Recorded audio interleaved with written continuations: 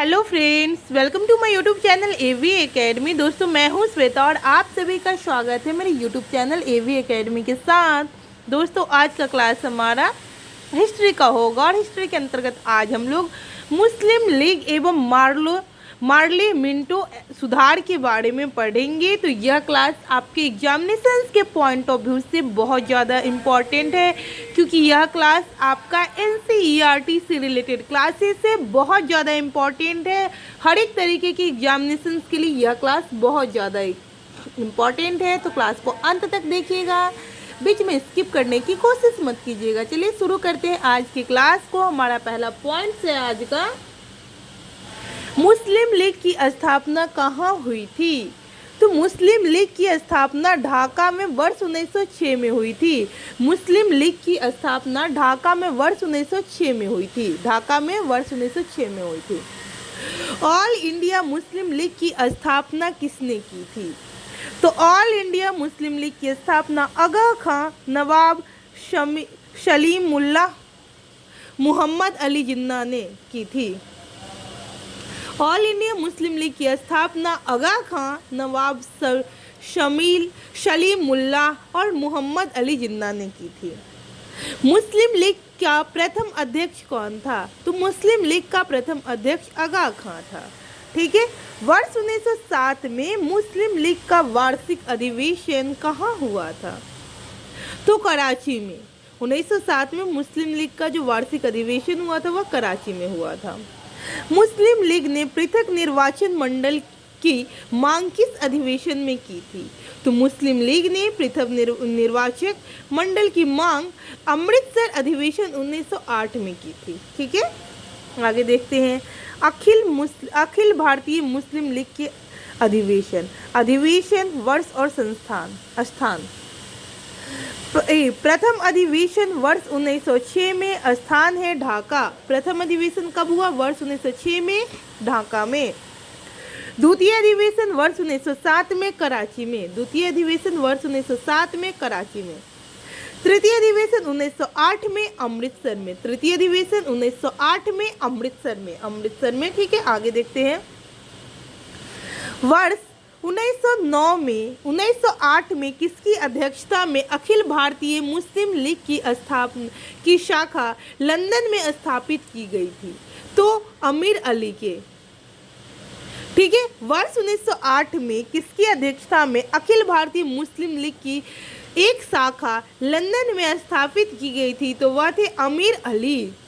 भारत शासन अधिनियम 1909 को किस अन्य नाम से भी जाना जाता है। तो मार्ले मिंटो सुधार अधिनियम 1909 के नाम से जाना जाता है।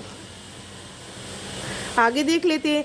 किस अधिवेशन के द्वारा मुस्लिमों ने पृथक निर्वाचन प्रणाली की व्यवस्था की थी। तो भारत शासन अधिनियम 1909 किस अधिनियम के द्वारा मुस्लिमों के पृथक निर्वाचन प्रणाली की व्यवस्था की थी। तो भारत शासन अधिनियम 1909। इंडियन काउंसिल एक्ट 1909 के प्रकार के प्रतिनिधित्व की व्यवस्था की गई थी। सांप्रदायिक प्रतिनिधित्व। 1909 ईस्वी के सुधार बिल के पृथक निर्वाचन को स्वीकार कर लिया गया। यहीं से द्विराष्ट्र सिद्धांत की अवधारणा का प्रारंभ माना जाता है। याद रखना है कि पृथक निर्वाचन क्षेत्र बनाकर हम ऐसे घातक बीज बो रहे हैं जिसकी फसल बहुत कड़वी होगी। यह कथन किसने कहा था। तो वायसराय मिंटो ने।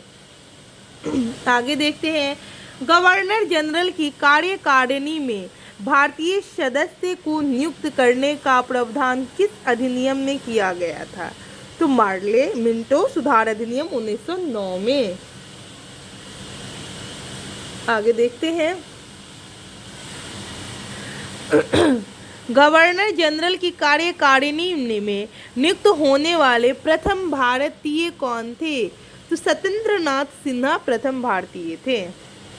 सत्येंद्रनाथ सिन्हा गवर्नर जनरल की कार्यकारिणी परिषद के पहले भारतीय सदस्य बने। सत्येंद्रनाथ सिन्हा को बिहार और उड़ीसा का गवर्नर बनाया गया। संपूर्ण ब्रिटिश शासन के दौरान इतने ऊंचे पद पर पहुंचने वाले एकमात्र भारतीय थे। आगे देखते हैं। कांग्रेस के दो गुटों के प्रमुख नेता, उदारवादी नेता और उग्रवादी नेता। उदारवादी नेता में है दादा भाई नेरोजी और उग्रवादी नेता में बाल गंगाधर तिलक।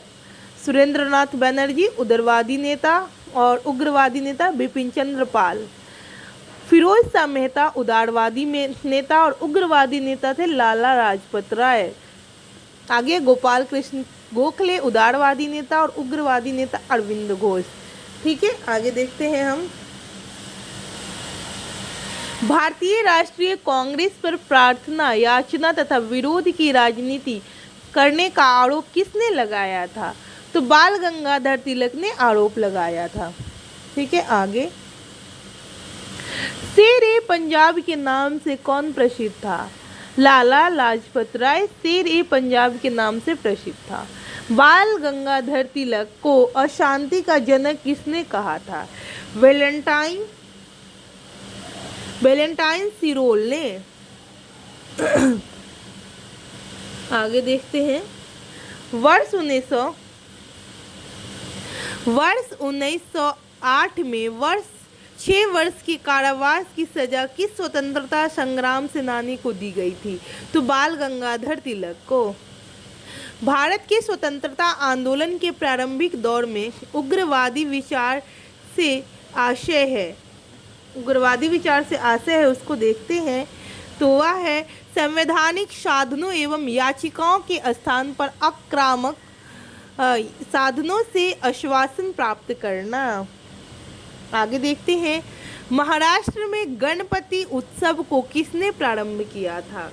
तो महाराष्ट्र में गणपति उत्सव को बाल गंगाधर तिलक ने प्रारंभ किया था। बाल गंगाधर तिलक ने प्रारंभ किया था। इम्पोर्टेंट है, ध्यान रखिएगा। महाराष्ट्र में गणपति उत्सव को बाल गंगाधर तिलक ने प्रारंभ किया था। चलिए आगे देखते हैं दिल्ली दरबार के बारे में।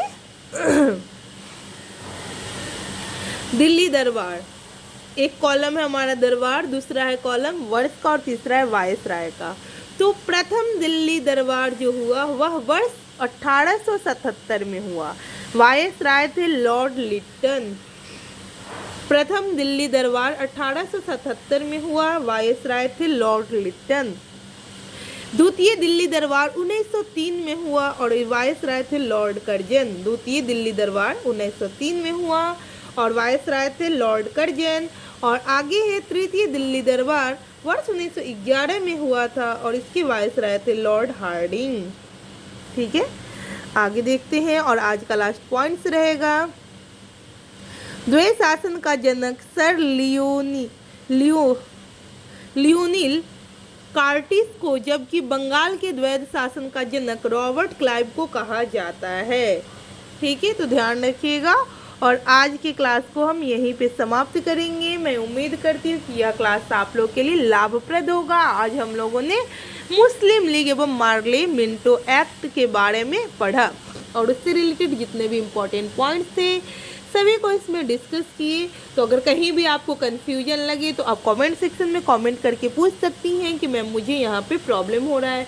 और मैं उम्मीद करती हूँ कि यह क्लास आप लोग के लिए लाभप्रद साबित होगा। तो इसी तरीके के रोजाना क्लास पाने के लिए हमारे यूट्यूब चैनल एवी एकेडमी को सब्सक्राइब करें, बेल आइकन को दबा दें ताकि लेटेस्ट अपडेट आपको मिलता रहे और ज़्यादा से ज़्यादा लोगों में शेयर करें ताकि इस क्लास का बेनिफिट और लोगों को भी मिल सके। Thanks for watching my video.